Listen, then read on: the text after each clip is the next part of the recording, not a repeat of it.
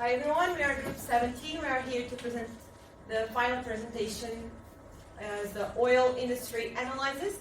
So in our research, we found that the main firms were in the USA, Saudi Arabia, Russia, Canada, China, Iraq, Iran, United Arab Emirates, Brazil, and Kuwait, and that's equivalent of 70% of the world production of oil.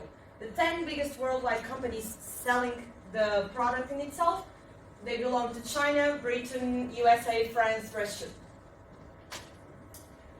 The industry of oil is a very competitive industry. They have a lot of countries doing it, like buying the materials and supplying.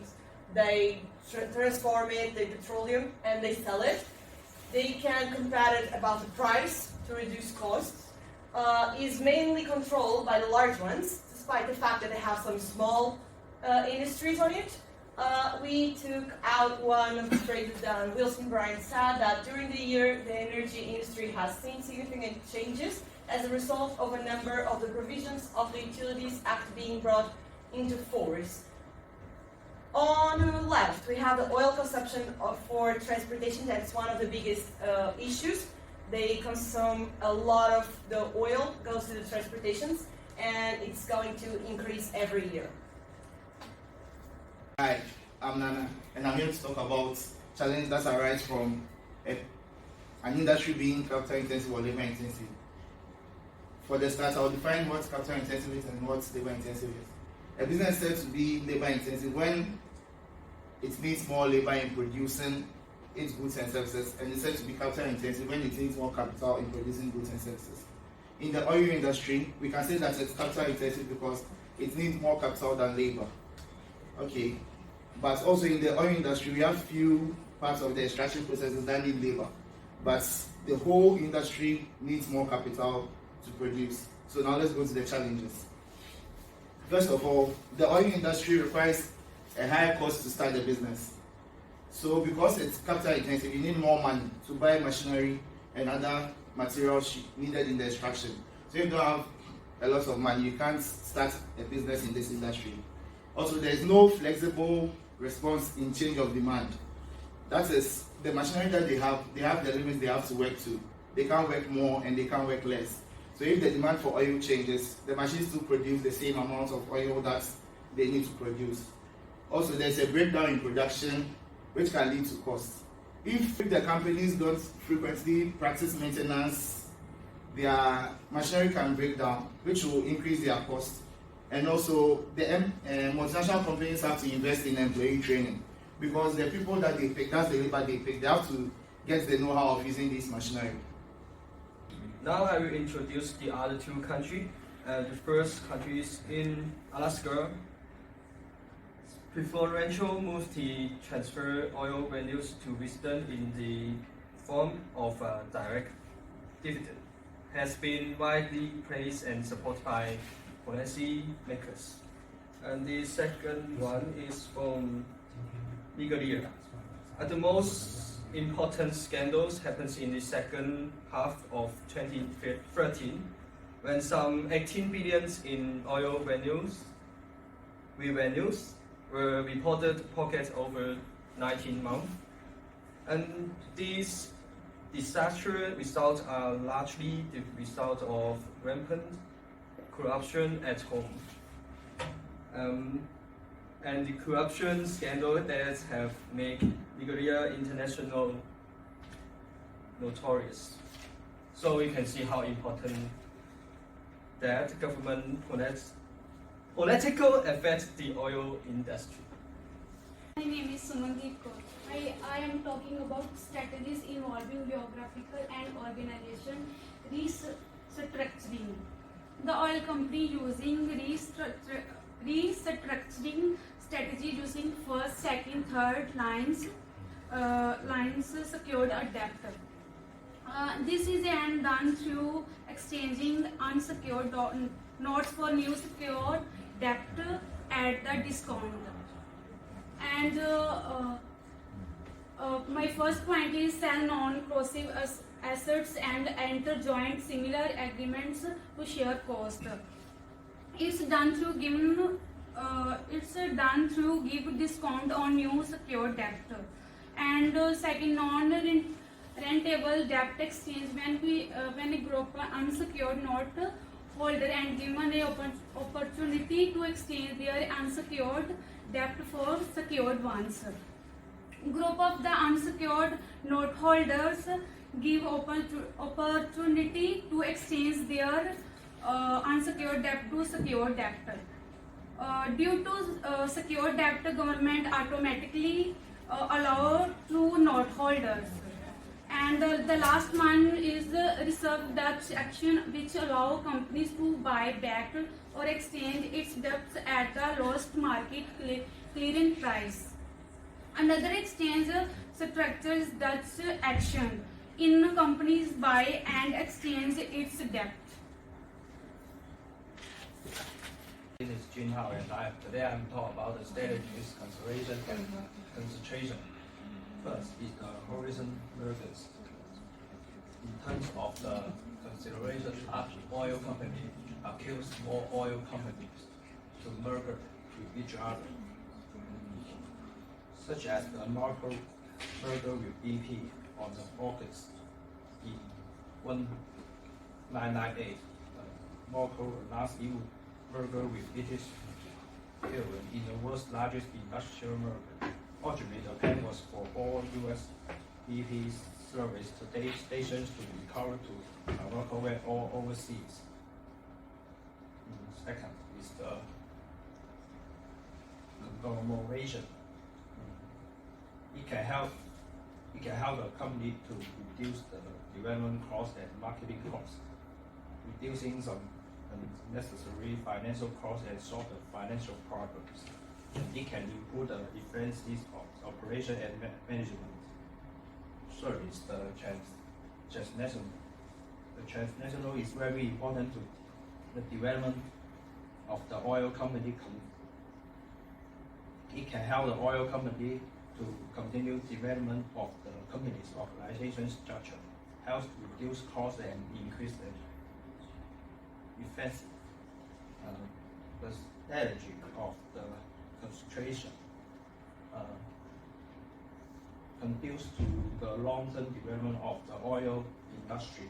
The important one is to develop renewable energy, such as BP announced a partnership with Tesla to build its first wind power storage system in the United States.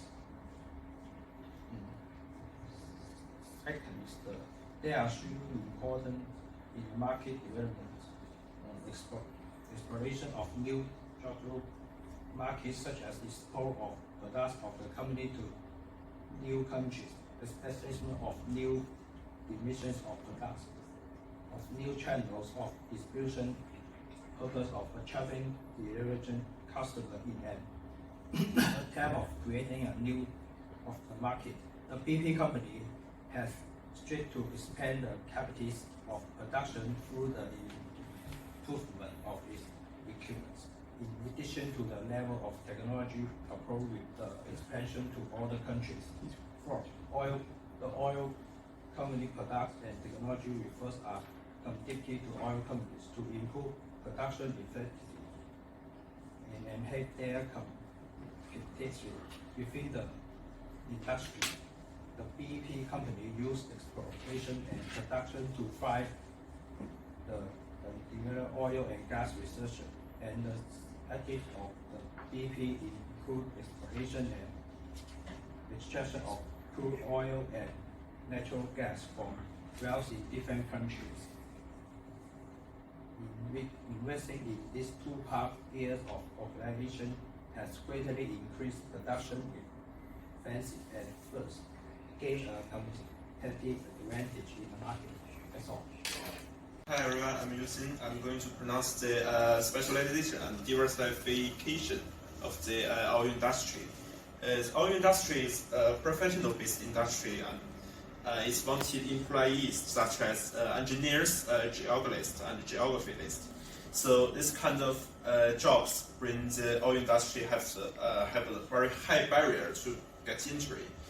So the large companies need several years to develop their own export machines, such as and export NASICs. So that's also brings the barrier of enter this industry become very high. And the diversification for the oil industry is the company have their own product line, having their own value chain of produce. And helping the oil industry cutting their own cost, we can try to invite new technologies for the expect our chemical industry to keep their lower to saving money. And in terms of reducing cost, oil companies to reduce their headcount employees, transportation of products, and that's why they are. So that's the way they can cut their cost by machine working and members of employees. That's it. Hello everyone, my name is Zihao Li. There are three main strategies adopted by the oil companies to obtain favorable conditions from state. The first one is cross-border mergers and acquisition. Due to the introduction of the preferential policy for investment attraction by the petroleum resources country and consuming countries, the scope for transnational oil companies to expand their business is wider than ever before. Between 1998 and 2001, there were 9 large-scale mergers in the world oil industry, which greatly enhanced the global competitiveness of the multinational oil companies. This chart shows the 3 biggest mergers and acquisitions in those 3 years. And secondly, localization strategy is the enterprise tries to into a target market and strive to become a member of the target market strategy. This strategy also applies to multinational companies in the oil industry. It requires that the enterprise is not to think itself as the foreigner market invaders, but as the member of the inherent in the target market into local culture. It emphasized that enterprise to adapt to the environment to obtain bigger development space. For instance, Royal Dutch Shell Public Limited Company in China. There are more than 20,000 employees and contractors currently work for the Shell China and its joint venture. Among those employees, more than 98% are Chinese citizens, and also the company established a partnership with all Chinese national oil companies such as PetroChina, Sinopec, and CNOOC.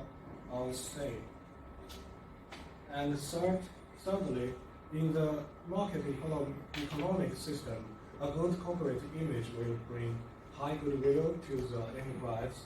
Since the mid-1980s, especially since 1990s, multinational oil companies began to take corporate image building as the corporate strategic goal. The company, through established public relations by developing mutually beneficial relations with the shareholders, employees, suppliers, partners, and host governments, and providing a large amount of funds to support education and cultural undertaking, out-city center reconstruction project social charities to make the company has a good image by the government and the public. At the same time, start to establish a global market system, establish a global brand image by providing customer with quality products and service to obtain greater economic and social benefits. And also, for instance, Royal Dutch Shell Company in China, the company provides more than 20,000 job opportunity and bring advanced technologies such as Shell indigenous technology could save at least 5.5 million tons of water per year. The Shell was selected as one of the top 25 enterprise with social responsibility by Chinese edition of the Future magazine, and one of the top 100 green company in China. That's all. Thank you.